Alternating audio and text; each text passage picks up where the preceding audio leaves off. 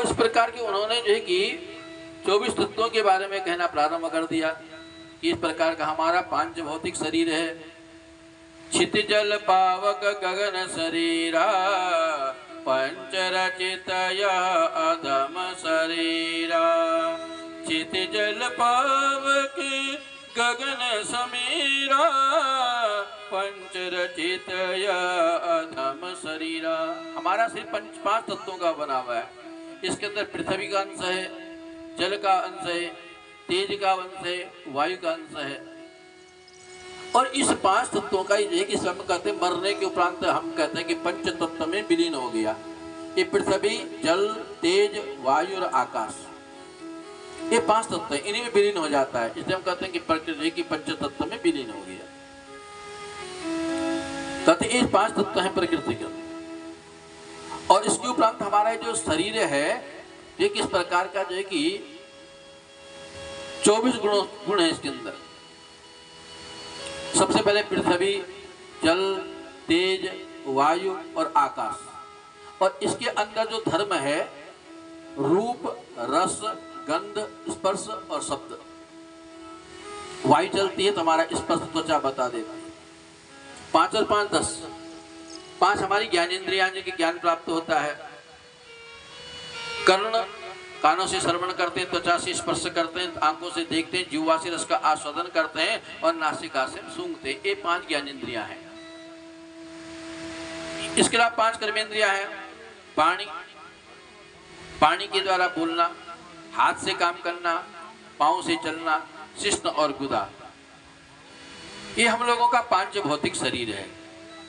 और उसी प्रकार के मन, बुद्धि, चित्त और अहंकार, ये अंतःकरण चतुष्टय है। ये अंतःकरण चतुष्टय के द्वारा हम लोग इस प्रकार के 24 तत्वों का हम लोगों का शरीर बना हुआ है। चित जल पावक गगन शरीरा पंच रचित अधम शरीरा। कंकण चुन चुन महल बनायो लोग कहे घर मेरा है। ना घर तेरा ना घर मेरा चिड़िया रेन बसेरा है। हम अनेक प्रकार का प्रयास करते हैं कि मकान अट्टालिकाओं को खड़ी करते हैं, ये करेंगे सो करेंगे, लेकिन न जाने उस अट्टालिका को भोगने वाला जो है कि जब तक उसका गृह पर हम रहें या ना रहें, कोई भोगने वाला पुत्र के रूप में आ जाएगा, पौत्र के रूप में आ जाएगा। तो कहते इस प्रकार का हम लोगों का जीवनचर्या चलती रहती है। भगवान कपिल ने अपनी माता से कहा कि देखो माता, सबसे पहले जो है कि इस प्रकार का जो है कि संतों की सेवा करनी चाहिए, संतों के साथ रहना चाहिए। कहते संत कौन है? का जिनके भगवे वस्त्र हो, लंबी लंबी दाढ़ी हो, आडंबर हो, क्या वही संत है? कहते तो आडंबर है, क्या ये कि बाह्य दिखावा है। तो कहते संत कौन है? तो भगवान कपिल अपनी माता से कहते हैं तितिक्षवः कारुणिकः सुहृद सर्वदेहिनां अजात शत्रवो भूपा साधव साधुभूषणः। कहते महात्मा कैसे होते हैं? तितिक्षवः। और तितिक्षु शब्द का अर्थ है जहां पर मान अपमान का भय नहीं है। किसी ने फूल मालाओं से लद दिया तो कोई आनंद नहीं है, और 2-4 धक्का मुक्की बोई तो कोई आनंद नहीं है, कोई दुख नहीं है, कोई पश्चाताप नहीं है।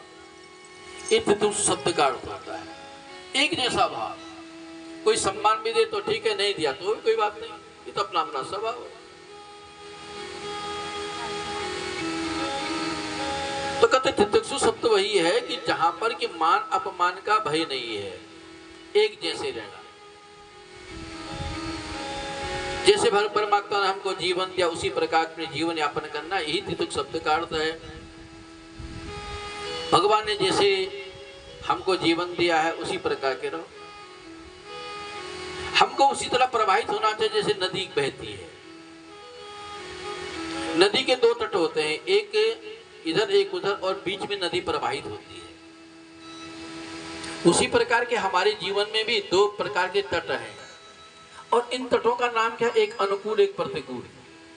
कभी कभी समय अनुकूल होता है तो कहीं के प्रतिकूल होता है।